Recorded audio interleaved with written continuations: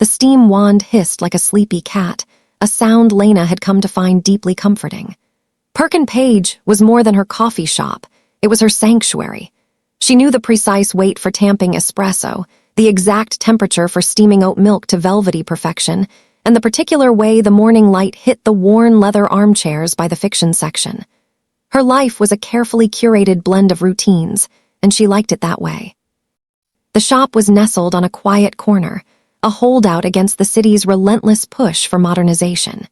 Its patrons were a collection of regulars, students with textbooks splayed like wounded birds, writers nursing a single cup for hours, and elderly Mrs. Gable, who came every Tuesday to read poetry and critique the world from her favorite table. The first whisper arrived on a drizzly Monday. Lena was polishing the brass of the espresso machine when a snippet of conversation, clear as a bell, cut through the ambient jazz and the grinder's roar. But he never should have trusted her with the key. Lena paused, cloth in hand. The voice had been close, intimate, almost in her ear. But the nearest customer was Mr. Henderson, 3 tables away, engrossed in his newspaper. She shook it off, a trick of the acoustics or a phrase from the music. But it kept happening. The whispers were never loud, never frantic. They were soft, layered over the shop's normal sounds like a ghostly track.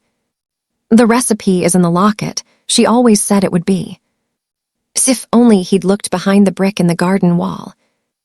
Told him the train would be late, but he never listened.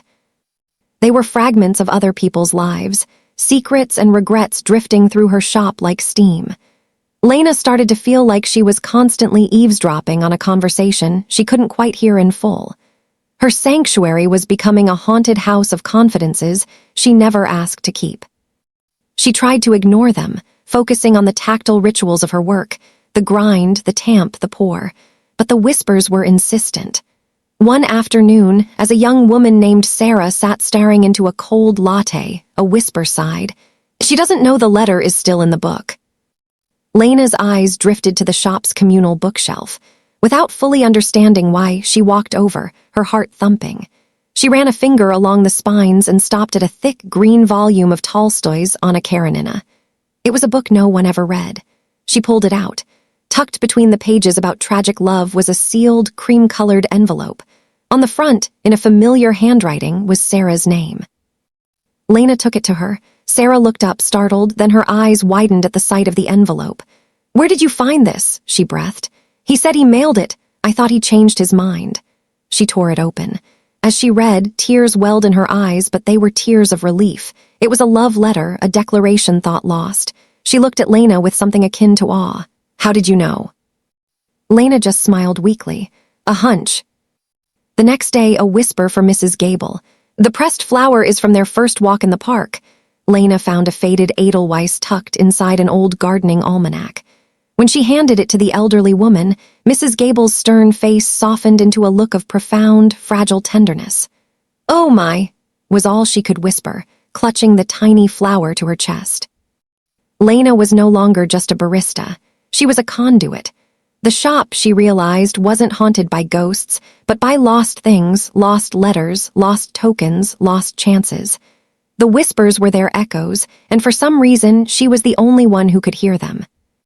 The most persistent whisper came for a regular named Ben, a kind, quiet man who always ordered a black coffee and sat sketching in a notebook. For a week, the same phrase wove through the air around him. "The last piece is hidden in the clock." The clock, an old, weight-driven regulator clock that had hung on the back wall since the shop opened in 1923. It was broken, its hands forever frozen at 4:08. Lena had always meant to get it fixed. One evening after closing, she pulled over a step stool. The clock was heavy, its oak case dusty. She carefully opened the glass front. Inside, behind the motionless pendulum, something was wedged, a small oilcloth pouch. Inside was a tarnished silver key and a slip of paper with an address. She gave it to Ben the next morning. He stared at the key as if it were a holy relic. "My grandfather's workshop," he whispered. "He was a master woodworker. The family sold the building years ago, but we never could find the key to his private cabinet. They said his final, best design was inside." He looked at Lena, his eyes shining.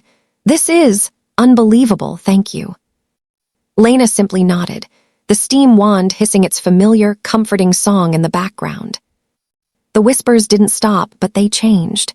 They were no longer just secrets of regret. She began to hear other things, softer things. "He's going to propose tonight," she'd hear, and then see a man nervously fingering a ring box in his pocket. She aced the exam, and a student would look up from their phone with a triumphant smile. She understood now. Perkin Page wasn't just a repository for lost things, it was a crossroads for lives, a place where stories converged. The whispers were the shop's own quiet gossip, the hum of its soul. She learned to listen without intrusion, to act only when the whisper carried a note of deep need. Her life was no longer just a simple routine of coffee and steam. It was a tapestry woven with the threads of 1,000 unseen stories. She still made a perfect latte, but now she was also a keeper of secrets, a restorer of lost connections. The coffee shop still smelled of roasted beans and old paper, but it also thrummed with the quiet, miraculous music of lives being gently, secretly, mended.